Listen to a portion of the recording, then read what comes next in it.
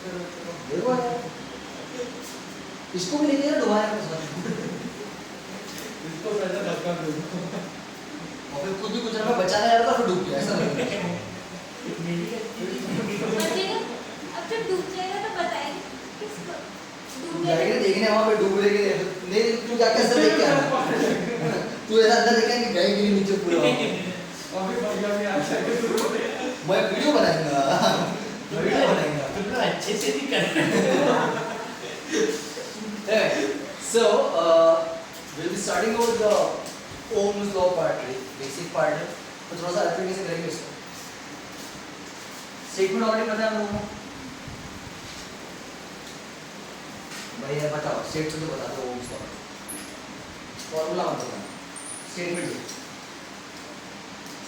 then all the physical something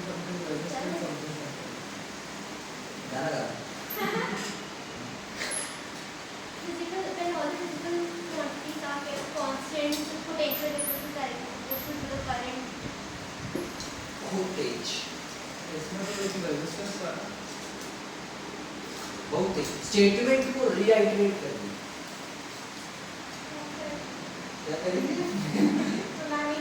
वापस बोलो physical condition कौन सा आगे current is directly proportional to potential difference झुकाओगे मैंने उल्टा बोला तो मुझे लग रहा था 10वीं में आपकी किताबों में यही लिखा गया था कि potential difference is related to potential current statement ही यही दिया था which is absolutely correct why क्योंकि वो 10th में पढ़ा 10th में आधे से ज़्यादा चीज़ें गलत थी तभी तो पास हो अब सही हो गए तो बनना है और ये बनना है ना तो भाई potential is directly proportional to current का तात्पर्य ये होता है कि पोटेंशियल है वो करंट पे डिपेंड करता है मतलब करंट बढ़ेगा तो बैटरी अपने आप बड़ी हो जाएगी नॉट पॉसिबल करंट पोटेंशियल पे डिपेंड करता है जितना ज्यादा पोटेंशियल होगा उतना ही ज्यादा करंट सप्लाई होगा तो एट कांस्टेंट फिजिकल कंडीशन और टेंपरेचर कांस्टेंट कर दिया आपने राइट अलग अलग जितनी फिजिकल कंडीशंस है वो कांस्टेंट कर दी तो उस केस में जो करंट होगा that will be directly proportional to the potential difference but developed across the ends of the conductor के एंट्री और एग्जिट पॉइंट के बीच में जो आपको पोटेंशियल डिफरेंस डेवलप होता है उस पे डिपेंडेंसी है ये स्टेटमेंट होता है which is I is proportional to V mathematically आप उसको V is proportional to I करके V equal to IR बना देते हो where R is a resistance constant we already know that मैं स्टेटमेंट ही लिखूंगा आपको क्योंकि ऑलरेडी आपको पता है मैं V equal to IR को अलग तरीके से डिराइव करने की कोशिश करूंगा on the basis of the drift velocity का कांसेप्ट जो हम लोगों ने पढ़ा इसके ऊपर ठीक है so deduction of Ohm's law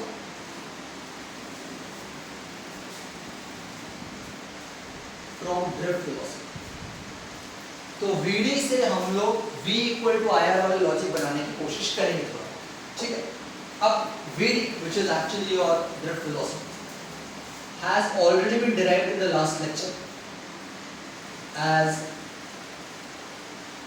E tau by m ये डेरिवेशन मैंने करवाया हुआ आपको देखना अगर आपको किसी कंफ्यूजन हो वो कैसे किया हम लोग देखना ये किया हुआ है E tau by m general लिखोगे तो Q भी लिख सकते हो चार्ज के लिए Q tau by m भी कर सकते हो स्पेसिफिकली इलेक्ट्रॉन के लिए E tau by m भी कर सकते हो इसके अलावा मैंने आपको एक रिलेशन बताया था between current and drift velocity which was I was equal to NE and VD ये डिराइव किया हम लोगों ने where N is what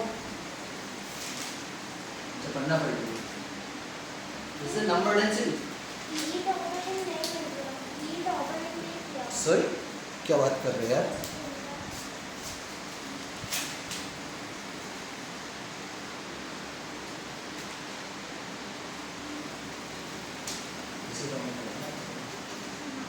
Q tower के हिसाब से करवाना है इसलिए I think we one more relation चलो अच्छा I equal to NE you already know that VD की जगह क्या पुट डाल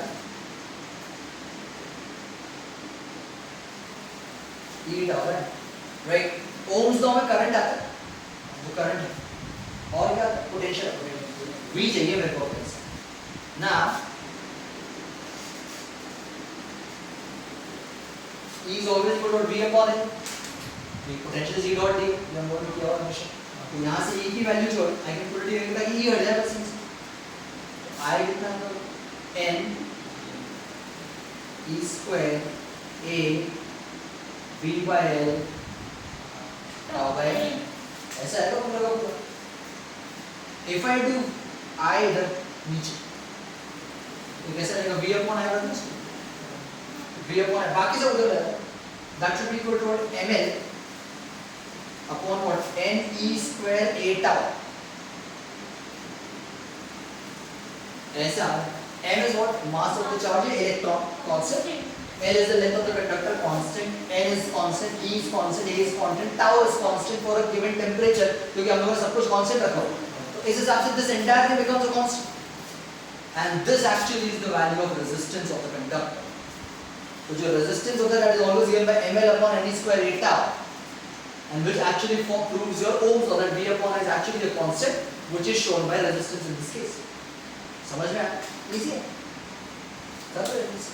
फिर अपन आगे बढ़ते हैं।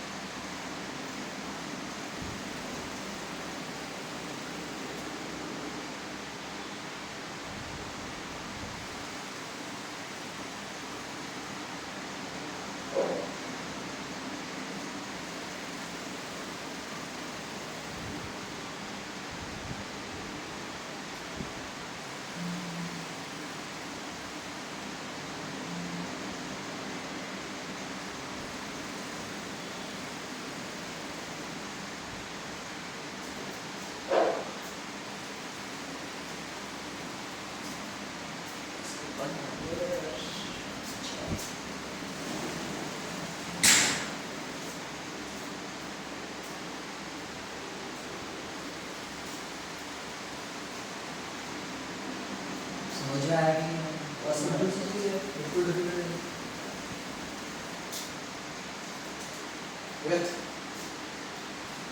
मैं बोला बना तो तू भी बोला ही बनाएगा ऐसा। तो डिटो कॉपी मारना साला, हैं? वो भी मतलब वो भी अलग निकलेगा हर वाली। हो गया भाई? अच्छा, तो ओम्स लॉ में जब रेजिस्टेंस आता है तो इसी से एसोसिएटेड एक और पैरामीटर डेवलप होता है कंडक्टर का। क्या होता है?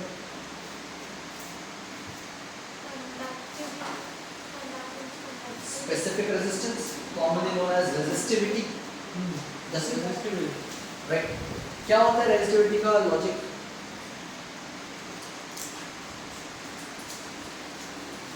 टेंथ है।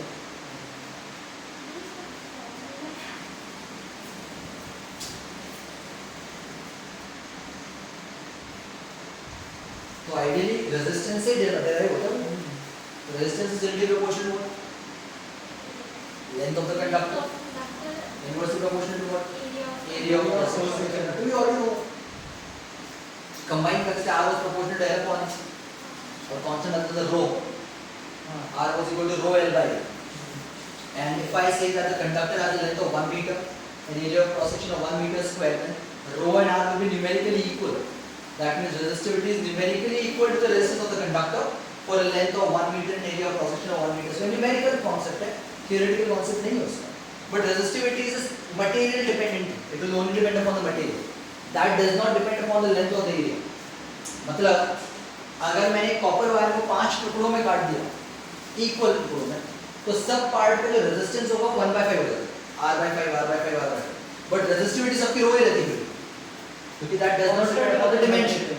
बट अगर मैंने फॉर एग्जांपल 1 मीटर का कॉपर वायर या 1 मीटर का एल्युमिनियम वायर किया, तो दोनों का रेजिस्टेंस भी अलग हो सकता है और दोनों का रेजिस्टिविटी भी अलग हो सकता है। हाँ, क्योंकि अगर दोनों का लेंथ सेम है तो रेजिस्टेंस दोनों का सेम हो सकता है, बट रेजिस्टिविटी फिर भी अलग होगी, क्योंकि वो मटेरियल डिपेंडेंट है। समझ में आया नहीं? सिंपल चीज। अब इसी को थोड़ा रिड्यूस करेंगे अपने।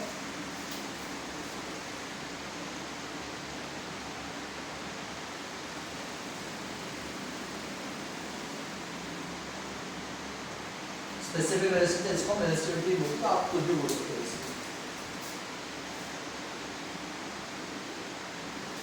ये होता है।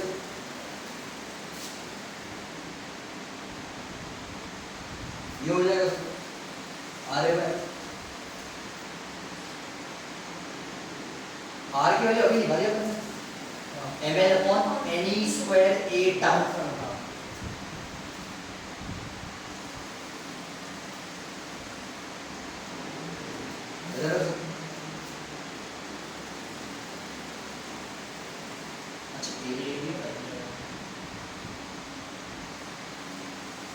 That's the value of resistivity m upon ne square tau।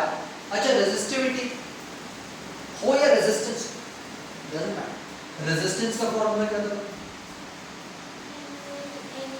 ये था, और resistivity का ये है, बट दोनों केसेस में आप देखोगे it is inversely proportional to what?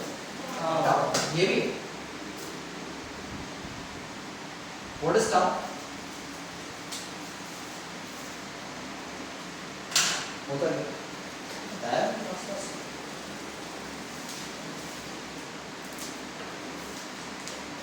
Relaxation time जो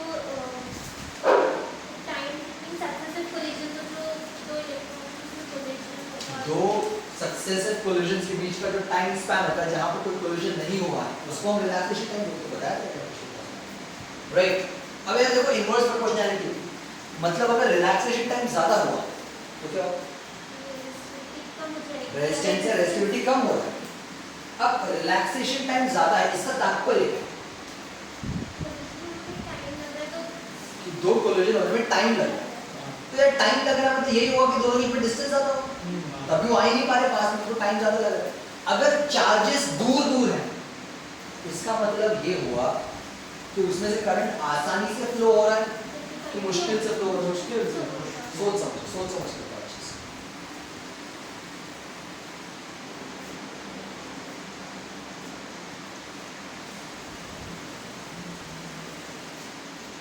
बड़ी आसानी से फ्लो हो। अब इसका लॉजिक, अगर उनके बीच में बहुत ज्यादा कोलिजन होते ही चलेंगे तो फ्लो ऑफ चार्जेस को तो करंट बोलते हैं। अब अगर बेचारे टकराते ही बैठेंगे तो आगे कब बढ़ेंगे? अगर वो टकरा ही नहीं रहे तो स्मूथ फ्लो चल रहा है उनका, काफी कुछ स्मूथ फ्लो चलेगा मतलब करंट बहुत आसानी से फ्लो करेगा। करंट आसानी से फ्लो करेगा तो रेजिस्टेंस ज्यादा होना चाहिए कम होना चाहिए? अगर टाउ ज्यादा है तो आर कम होगा, बट अगर टाउ कम है मतलब रिलैक्सेशन टाइम बहुत कम है, मतलब एक कोलिजन हुआ नहीं दूसरा हो गया तो चार्ज को स्मूथ फ्लो करने के टाइम नहीं मिल पाता। तो अगर रिलैक्सेशन टाइम कम है तो रेजिस्टेंस बहुत ज्यादा हो जाएगा फिर आपके कंडक्टर का, मतलब जो कंडक्टर में से करंट बड़ा मुश्किल से फ्लो हो रहा है फिर तो समझ में आया? सेम बोलो रेजिस्टिविटी, सेम रिलेशन। अब अगर मैंने आपको बोला कि मैंने टेम्परेचर बढ़ा दिया कंडक्टर में, गर्म कर दिया उसको, अब क्या होगा? रेजिस्टेंस बढ़ेगा कि कम? कम होगा, एक्सप्लेनेशन। क्योंकि चार्ज और जल्दी फ्लो होगी और आराम से फ्लो होगा।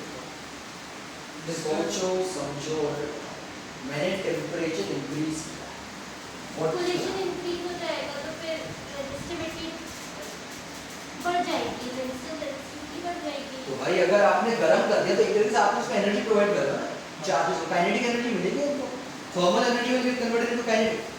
more the kinetic energy, more the probability of collisions, and more the frequency of collisions, lesser will be the relaxation time.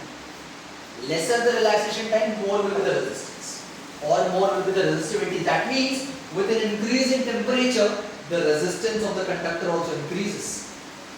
समझ में आया नहीं आया भाई? Important aspect है बहुत ज़्यादा।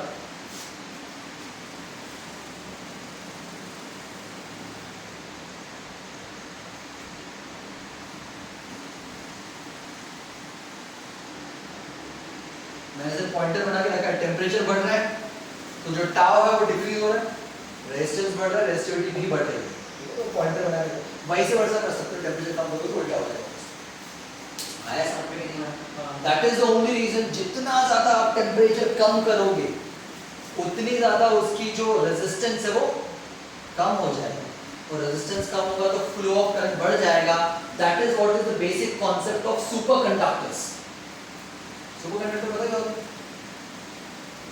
सुपर कंडक्टर इज बेसिकली एक ऐसा कंडक्टर, प्रिज्यूमेबली एक ऐसा conductor which will have zero resistance. Zero resistance actually है अभी कंडक्टर है तो यूज किसमें होता है? अब सोच ले भाई, रेजिस्टेंस ही नहीं तो मतलब एब्सोल्यूट फ्लो ऑफ करंट, मतलब लॉस ऑफ एनर्जी नहीं हो रहा है, बट मेंटेनेंस है। अब जैसे इमेजिन करो लॉस ऑफ सिग्नल ही नहीं होगा तो फिर इतने बड़े जो वायर हमने लगा के रखे हैं उनका खर्चा बच जाएगा। अगर ऐसा कोई जैसे फाइबर आ गया ना तो कनेक्टिविटी, पहले कॉपर मोडेम चलता था, पहले कॉपर वायर, अपने जियो फाइबर आ गया।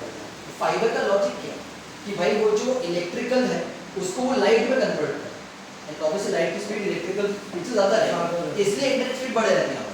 इमेजिन करो if we have a technology जहाँ पे फाइबर से ज़्यादा बेटर कोई टेक्नोलॉजी आ गई मेरे पास, हाँ थोड़ा महंगा होगा बट उसमें इक्विपमेंट थोड़ा कम लगेगा ना, कम हो जाएगा, बट अगर उसको सस्टेनेबल बनाना मुश्किल है। अब जैसे जियो ने प्रपोज फाइबर बनाया तो सबको घर में पहुंचाने के लिए उन्होंने रिसर्च किया होगा बहुत ज़्यादा कि भाई सस्ते से सस्ता में कैसे अच्छा कर सकते हैं वो लॉजिक। तो सेम कॉन्सेप्ट है। अगर मैं आपको बोल रहा हूँ कि सपोज मेरे पास टेम्परेचर मैंने कम कर दिया और अगर एक ऐसा टेम्परेचर तक ले गया मैं कंडक्टर को कि वहां पर रेजिस्टेंस ऑलमोस्ट जीरो हो गया, उसका रिलैक्सेशन टाइम बहुत ज्यादा है, इनफाइनाइट हो गया एक तरीके से, रेजिस्टेंस जीरो हो गया, that condition becomes a superconductor condition. Usually this happens at absolute zero. Absolute zero मतलब zero kelvin, zero kelvin is -273.15 degree Celsius which is practically the lowest temperature on earth। उससे नीचे हम नहीं जा सकते अभी, बहुत पे जब आईसी हो शायद से उससे नीचे हुआ होगा, मुझे नहीं पता, डेवलप नहीं कर सकते। नेगेटिव केल्विन कैसे होगा, जीरो केल्विन पॉसिबल और मुश्किल रहता है हमारे। तो इनिशियली जब रिसर्च हो गया, काफी साल पहले रिसर्च हो गया था शुरू सुपर कंडक्टर्स का, तब जीरो केल्विन पर कुछ ऐसे मटेरियल मिले जो सुपर कंडक्टर्स की तरह बिहेव करना शुरू हो गए, बट जीरो केल्विन तक ले जाना मुश्किल रहता है हमारे। तो फिर रिसर्च ये हुई कि क्या हम इससे ऊपर वाले टेम्परेचर पे भी सुपर कंडक्टिविटी अचीव कर सकते हैं कि नहीं कर सकते। Then we have got some positive results. अब 30 या 40 केल्विन के आसपास भी, मतलब इट इज स्टिल -200 के आसपास डिग्री सेल्सियस, बट स्टिल उसके ऊपर भी सुपर कंडक्टिविटी अचीव हो जाती है। कुछ मटेरियल से कुछ एग्जांपल आपको बुक्स में मिल जाएंगे, याद करने की जरूरत नहीं, पता होना चाहिए, good to know information, right. But हां, that is the concept of superconductivity, तो याद रखना चाहिए। आया समझ में? सिंपल चीज। अच्छा, इसको हटा दो। हाँ, इसी से एसोसिएटेड कुछ चीजें करते हैं यार। तो रेजिस्टेंस पता पड़ेगा, रेजिस्टिविटी पता पड़ेगा। अब मैं बात करूंगा इसकी, क्या होता है? ग्रेविटेशनल कांस्टेंट है इधर ग्रेविटी में जाया, ये मैंने कहाँ पढ़ा था? इलेक्ट्रोकेमिस्ट्री में मोलार कंडक्टिविटी वगैरह पढ़ा हो। तो ये कंडक्टेंस है कि कंडक्टिविटी? दिस इज कंडक्टेंस, पता है ना आपको? What is conductance?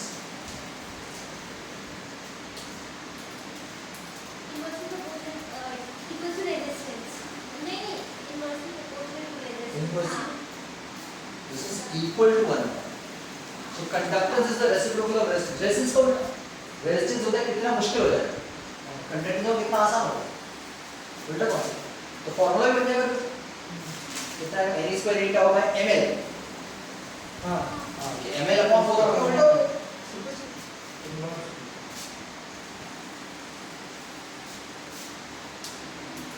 जगह इसे कौन कंडक्टिविटी वही बचा ही नहीं,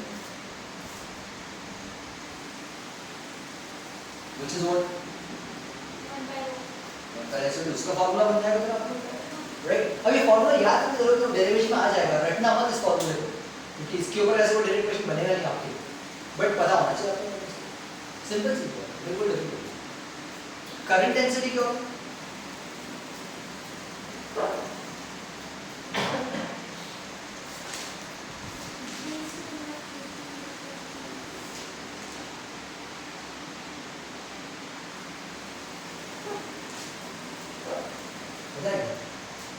करंट की density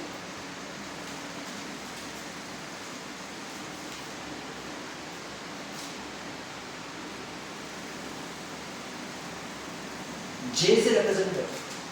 It is current per unit area. कितना ना current flow कर रहा है per unit area. That will actually give you the current as ampere per meter square. That is ऐसा ही होगा. Simple सा logic है. अब अगर एक relation निकालने की कोशिश करें अपन between current density, electric field and conductivity.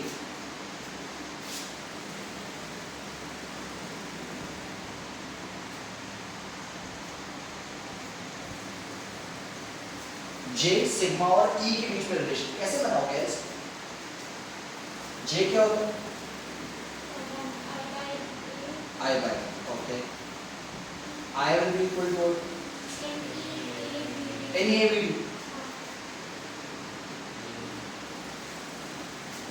तो अभी भी J तो आ गया, E नहीं आया, सिग्मा नहीं जाना पड़ेगा.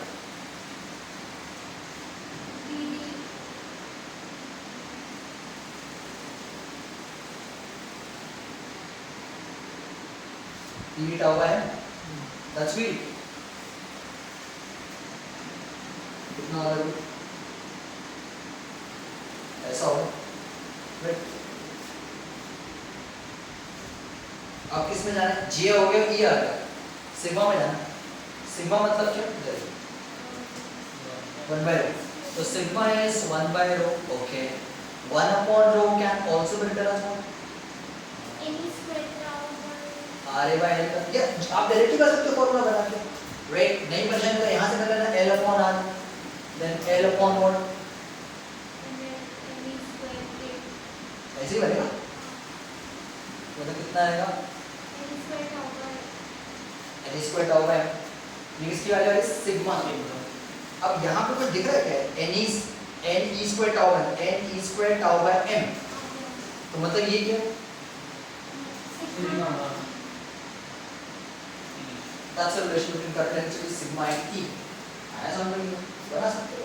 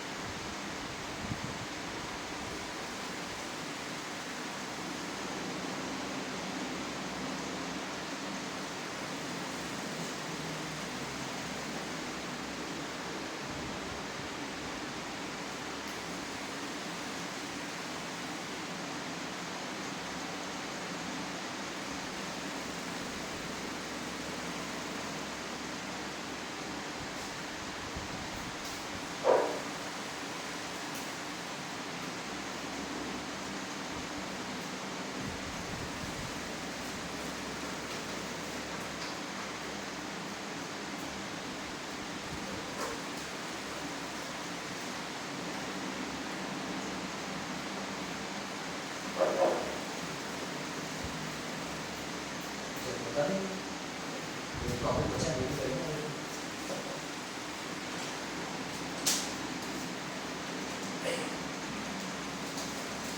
हेलो भाई, वो अलावादी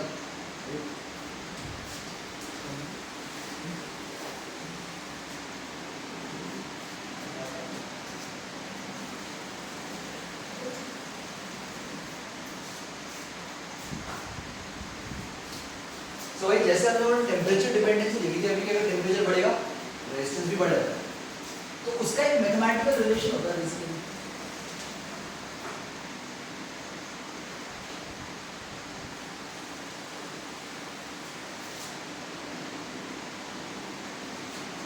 ऐसा होता है दोस्तों, RT is equal to R0 1 plus alpha T plus beta T where alpha and beta are constant. R0 is the resistance at 0 degree Celsius and RT is the resistance at T degree Celsius. जो भी change आएगा, right. तो R0 is basically resistance at 0 degree. Kelvin मत कर देना गलती से, degree Celsius. ऐसा होता है alpha and beta constants. But क्योंकि टेम्परेचर डिफरेंस बहुत ज्यादा नहीं होगा, छोटा ही होगा, तो टेम्परेचर डिफरेंस छोटा होगा तो जो टी स्क्वायर का टर्म तो और छोटा हो जाएगा. तो उसकी वजह से जो बीटा टी स्क्वायर भी नहीं इग्नोर कर सकते. तो हम लोग फॉर्मूला का यूज करेंगे ना, RT will be equal to R0 1 plus alpha T, right.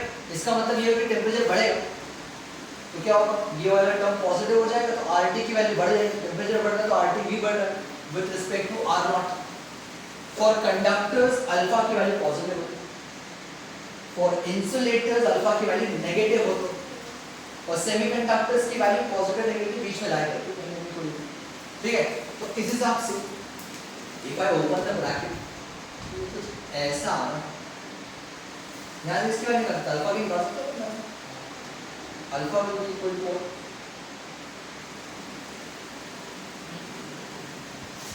and into T, ये बन जाता है अल्फा। तो what is RT minus R0 is basically change in temperature upon original temperature and into what? Sorry, change in resistance upon T, which is the change in temperature, T minus 0।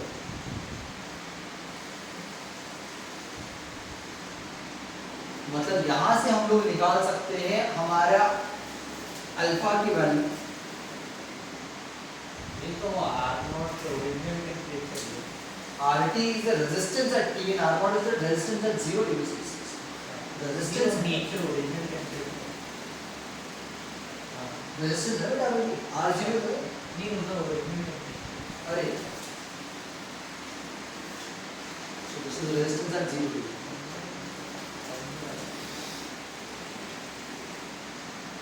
So by alpha, which is the temperature coefficient of resistance,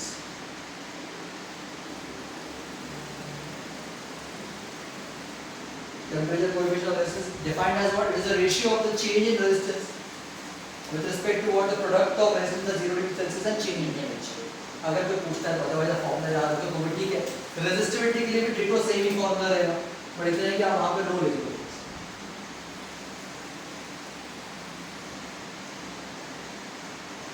same formula use कर सकते हैं।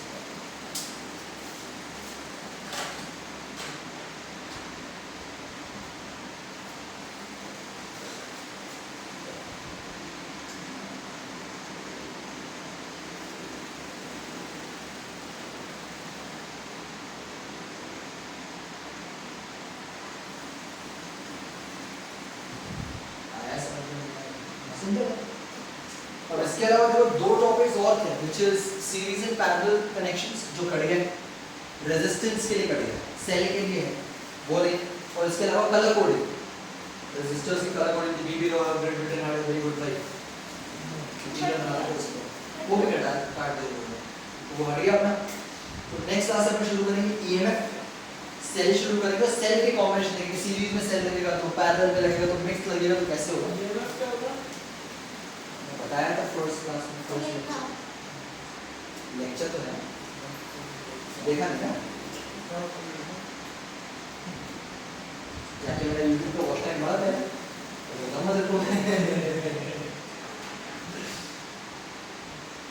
So next class में अपन EMF शुरू करके cell खत्म करके, मतलब आपका जो करंट का जो फर्स्ट पोर्शन वो खत्म हो जाएगा, फिर अगला लेक्चर जो रहेगा उसका which is gonna be the absolute mathematical portion and instruments, तो किरचॉफ लॉ, एमीटर, गैलो, पोटेंशियोमीटर वो सब शुरू करेंगे इसका।